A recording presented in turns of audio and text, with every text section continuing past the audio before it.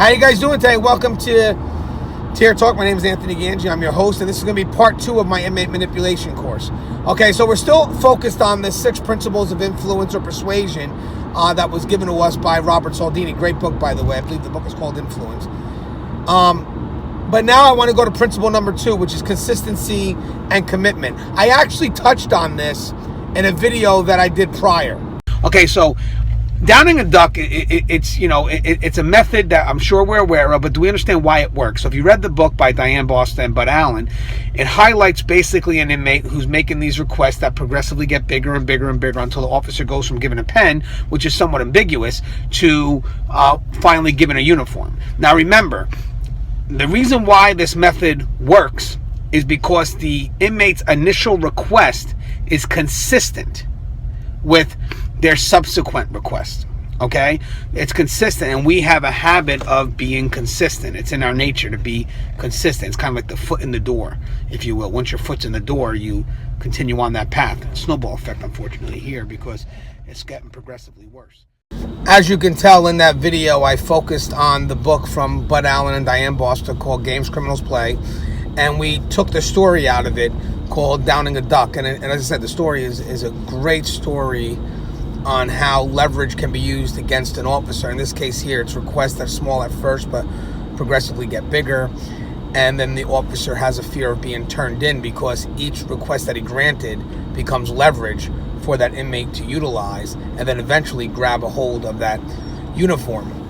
And obviously we understand what motivates the officer, right? It's the fear of getting caught. That's what motivates the officer. But there's more to it than that. There's a reason why he also stayed committed to the behavior even at prior steps when the fear of getting caught wouldn't have been that big of a deal.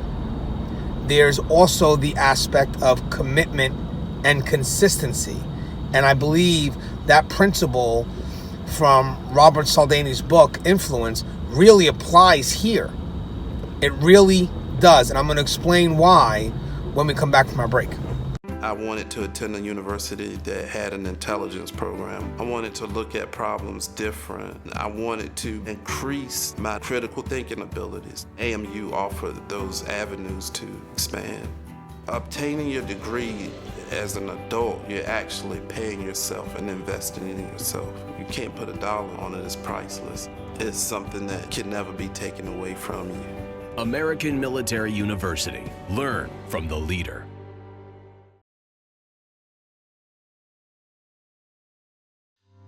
Being a corrections officer takes its toll on even the strongest individuals. The constant need to perform at the highest level, putting your life at risk in a hostile environment, and the mental scarring of traumatic experiences.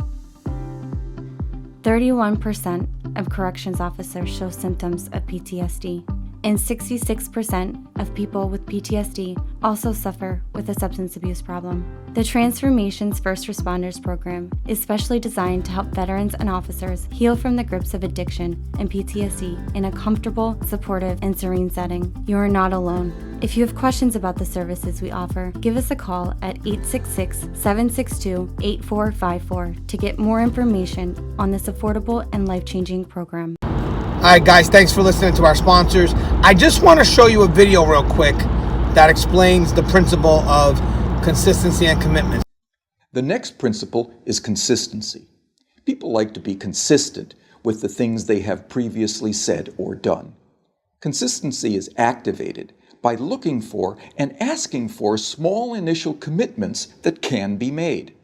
In one famous set of studies, researchers found, rather unsurprisingly, that very few people would be willing to erect an unsightly wooden board on their front lawn to support a Drive Safely campaign in their neighborhood. However, in a similar neighborhood close by, 4 times as many homeowners indicated that they would be willing to erect this unsightly billboard. Why? Because 10 days previously, they had agreed to place a small postcard in the front window of their home that signaled their support for a Drive Safely campaign. That small card was the initial commitment that led to a 400% increase in a much bigger but still consistent change. All right, guys. So thank you guys for listening to our sponsors. Now we're going to be talking about consistency and commitment and how it relates to downing of a duck. Now, this is very complex process. It's a very complex process. So there's a lot to discuss here, but I'm going to try to keep it brief and just give us a general understanding of the type of game that's being employed here. So obviously we know that the inmate's request is progressive, right? It's small and they get bigger per each request.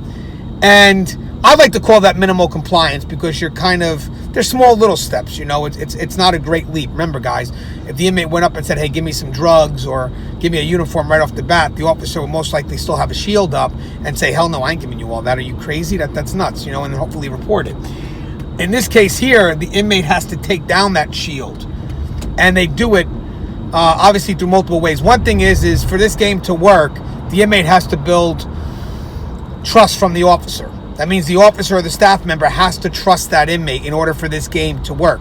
So most likely, before we even get to this process, we're going to see either the staff member has been isolated from support staff. Now, however the inmate could have employed that.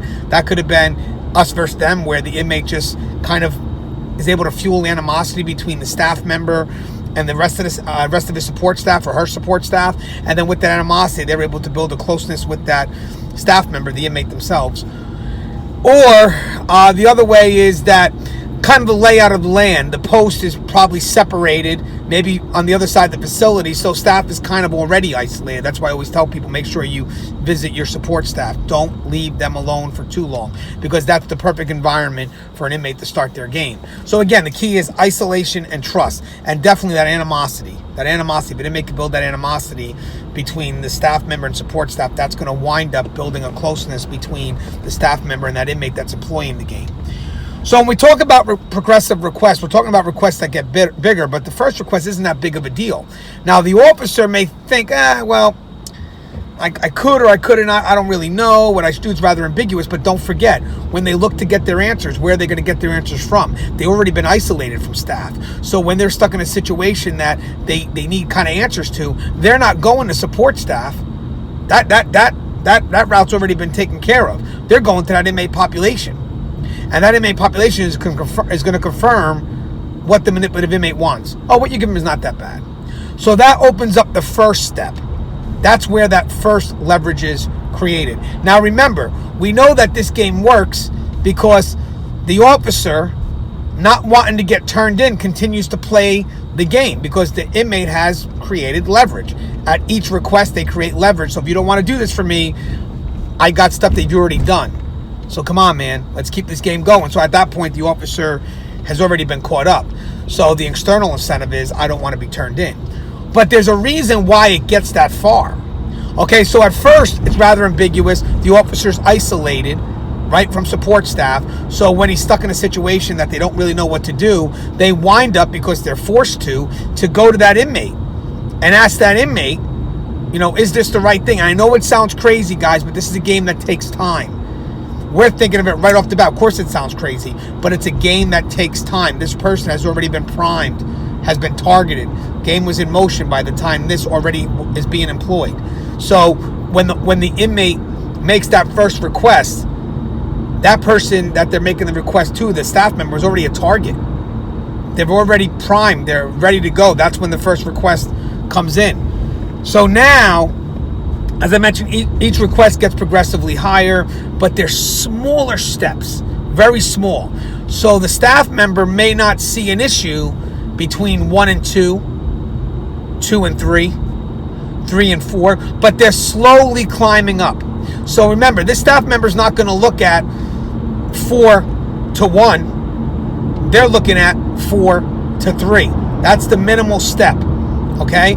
So if the officer has, let's say, an issue with number 4, they're going to look back at number 3 and say, well, number 3 wasn't that bad, so number 4 can't be that bad.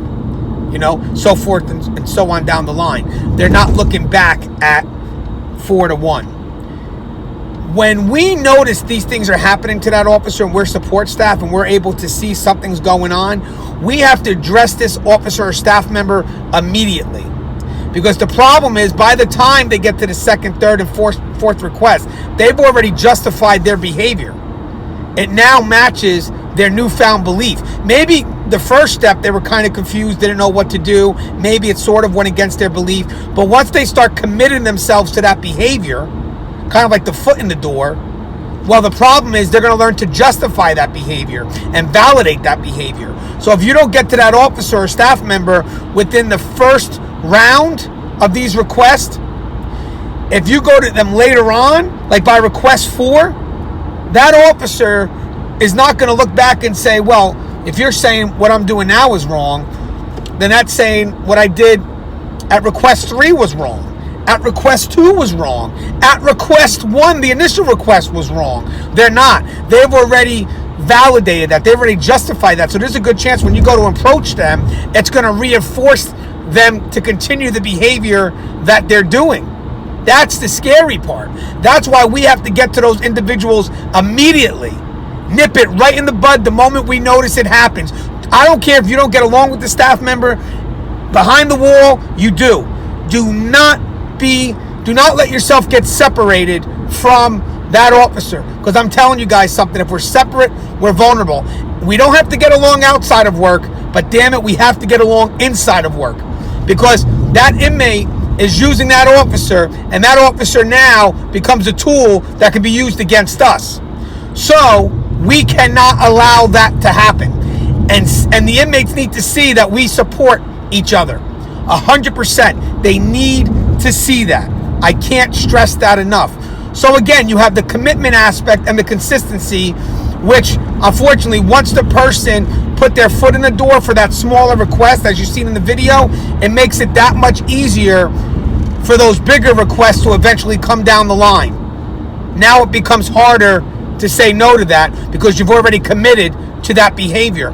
On top of that, to make it even more difficult, the inmate has earned your trust. You're isolated now. So there's a whole lot of things going on right now that literally puts this officer or staff member at high risk. So again, this is the commitment consistency aspect. So what we need to do is, if I'm the one that's being targeted and I'm unsure about anything, I always make sure that I go to a staff member. Guys, you gotta go to a staff member. Having said that, from looking from the outside in, if I'm seeing someone getting manipulated, I'm not gonna wait. I'm not gonna be the one that when you interview later and you say, oh, I knew that was happening. Nope. Because if I knew that was happening to that officer or that staff member, I should have did something. I should have done something. So at the end of the day, when it's all said and done, our best defense to this form of manipulation is being aware that can happen to us and be on our toes, trust our support staff, and for you that are in support staff, don't let this happen. I don't care if you don't get along with the individual, that's outside of work. Do not let this divide happen. Do not let the inmate manipulate this officer or staff member. As always, guys, love you guys. Stay safe. Please, guys, subscribe, interact, engage to this channel, and hit that bell. That bell is going to notify you every time I post up a video. As always, guys, take care. Stay safe.